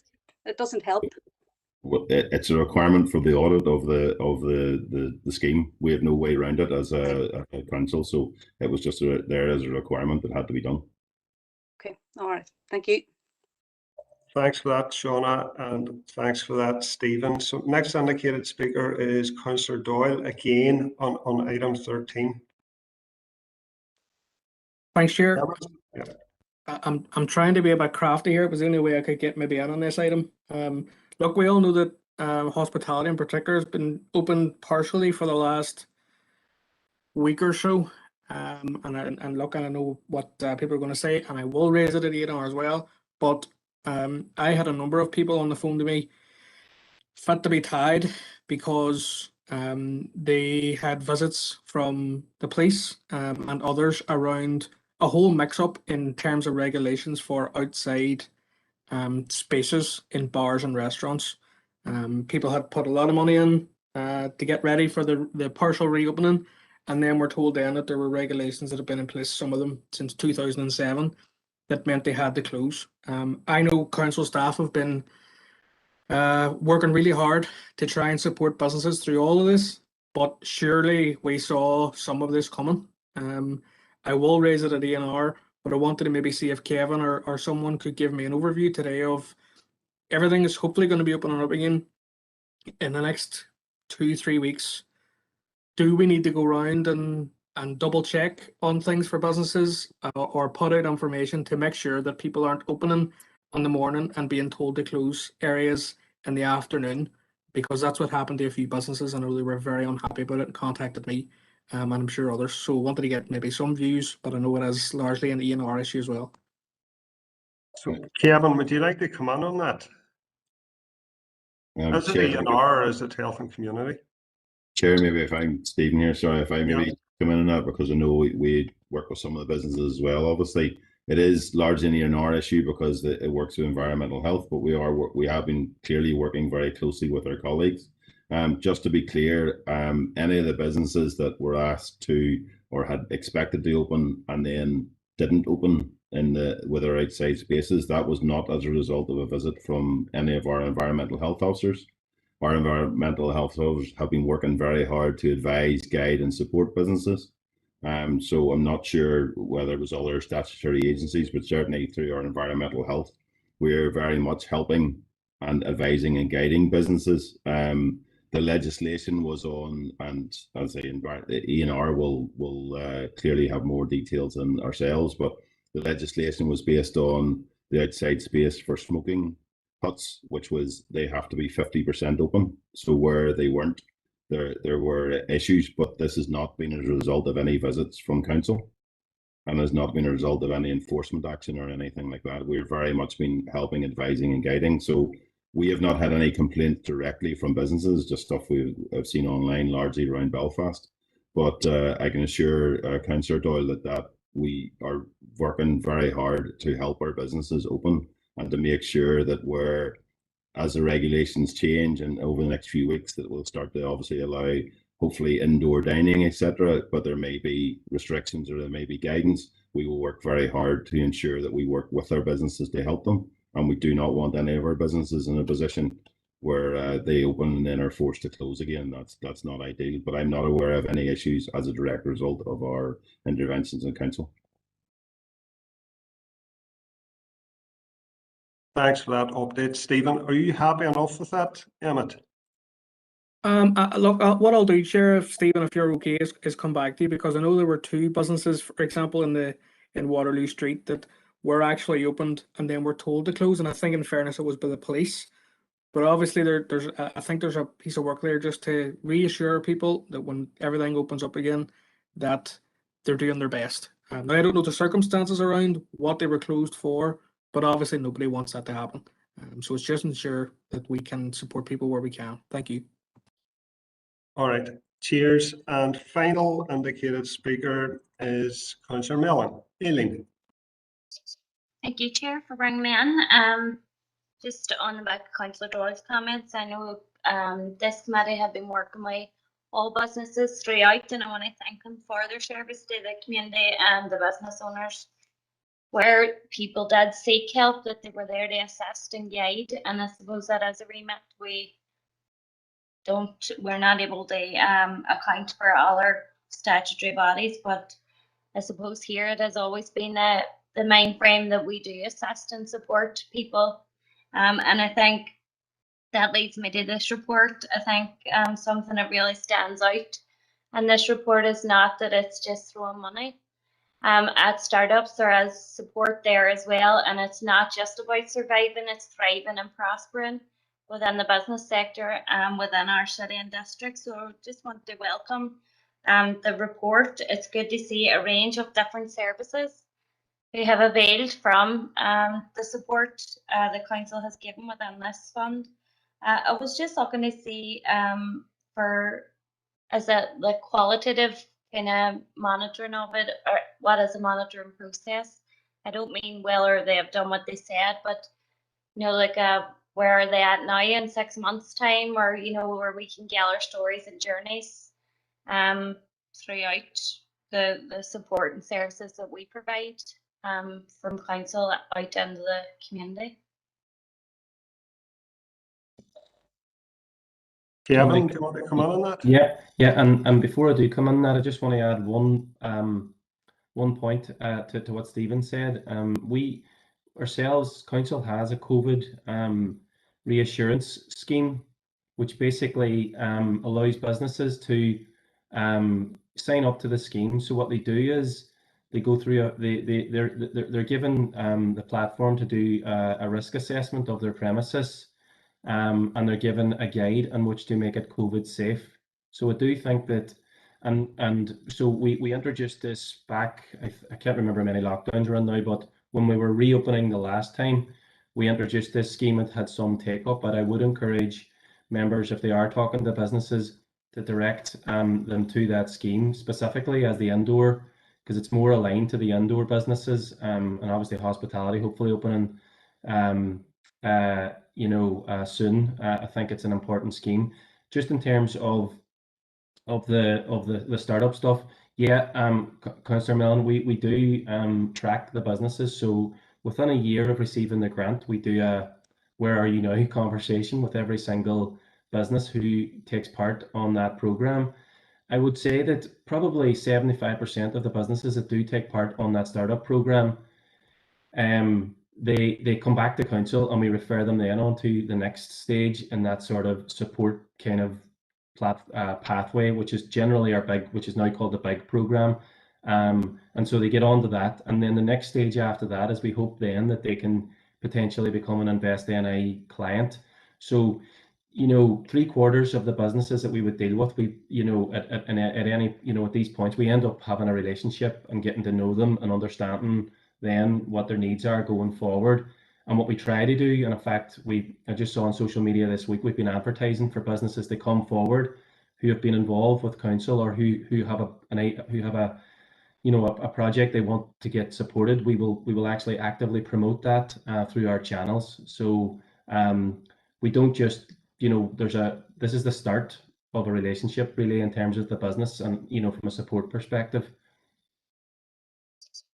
Sorry, Chair, just one quick point. I just want to say thank you, Kevin. I do understand that to be the process, and I think it is a model of really good practice. It is a conveyor belt of support for any level of business, and I just want to applaud you and your team for that kind of interaction with small businesses and large businesses alike. Okay, thanks, Aileen.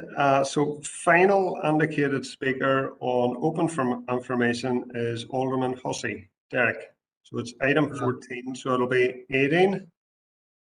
Yeah, thank you, Chair. Just a quick mention on item 13.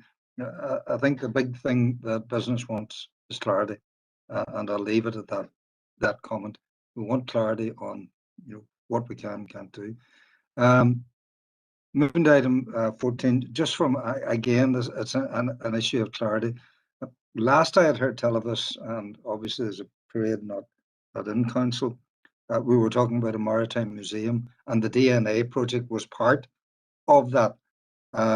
Has the Maritime Museum just been dropped now, and this is a entirely different animal, or is it morphed into, one morphed into the other, or what is the score in that? Thank you, Chair. Yeah, so this is exactly the same project, but members will be aware that we have developed a brand for the Maritime Museum. It's just the working title for the project. So we've developed the DNA brand. So we're referring to it now more commonly, using its brand to try and develop and get the name of the new brand out there. So it's exactly the same project. That's exactly what I was going to say, Aileen. So hope Alderman Hussey is happy with that. So that's the open business concluded for today. So can I get a proposer to go into confidential? Seconded. It sounds like the dulcet tones of Alderman Wark and Guy. So I'm very